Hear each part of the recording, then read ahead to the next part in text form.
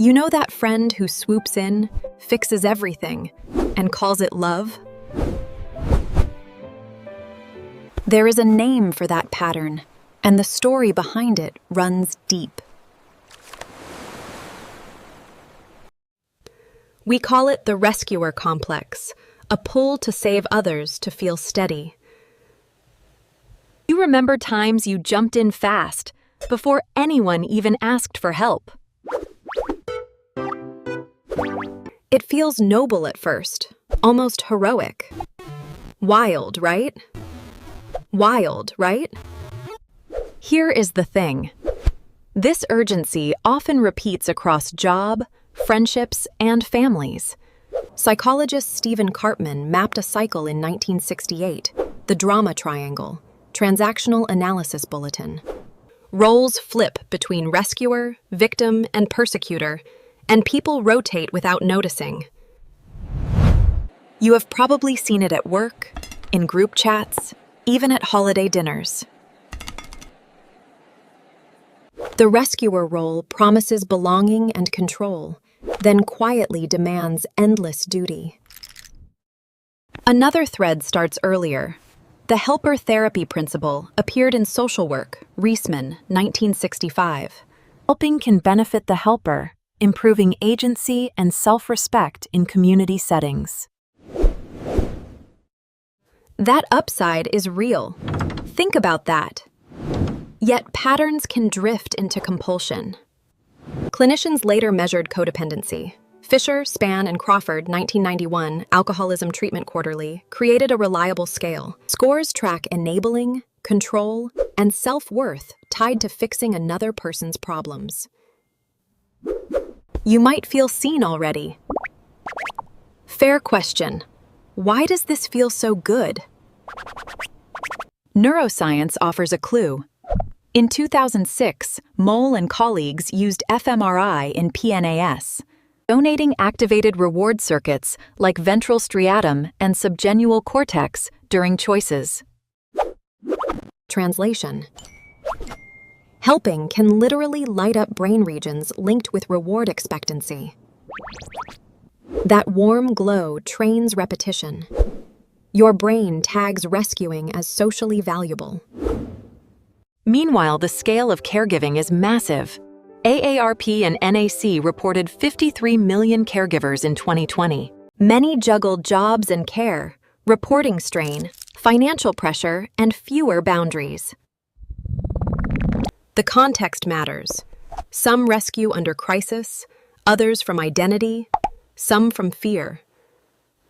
Here is where it gets interesting. Motivation shapes outcomes for both sides. Self-determination theory shows why. Deci and Ryan, 2000, Psychological Inquiry, studied autonomy needs. Support that preserves autonomy helps growth, while controlling help blocks competence and choice.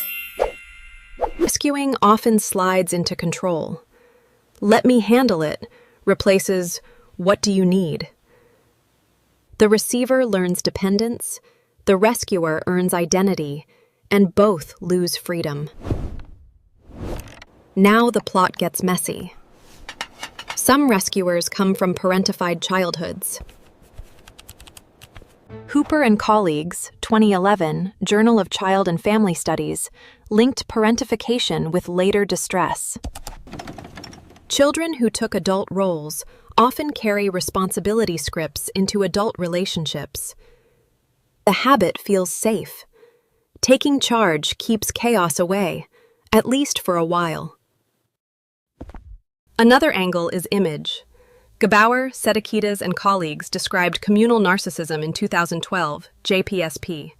People may seek admiration through helpfulness, believing they are exceptionally caring. The praise loop reinforces overhelping. Compliments become fuel for constant intervention. Now, before the comment section explodes, real emergencies deserve action without hesitation. We are talking about everyday patterns where unsolicited saving becomes a default script. There is also the cost to the helper. Compassion fatigue creeps in quietly. Lab work separates empathy from compassion. Klimecki, Leiberg, Ricard, Singer, 2014, Cerebral Cortex. Empathic distress increased negative affect, while compassion training increased positive, approach-oriented responses. Absorbing pain can drain you. Cultivating compassion can steady you. Rescuers swim in distress signals. Without training, overload becomes the daily baseline. Here is where it gets practical. Small shifts protect both people's agency. Try asking first, do you want ideas or just company right now? Offer finite help. I can do 2 tasks this week. Which matters more? Reflect capacity out loud.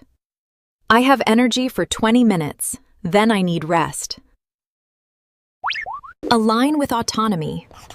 What outcome do you want, and how can I support that? Notice the paradox.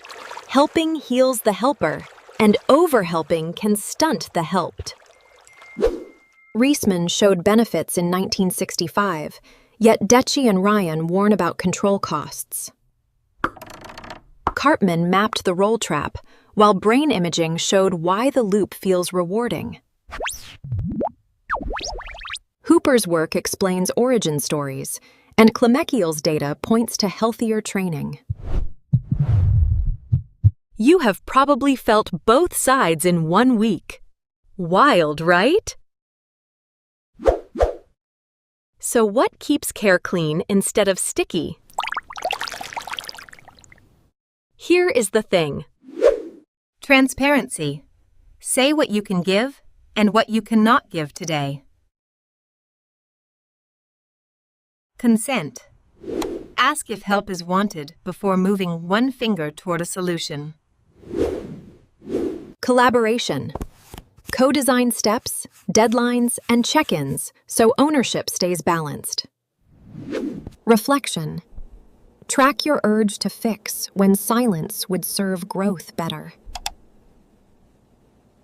Boundaries.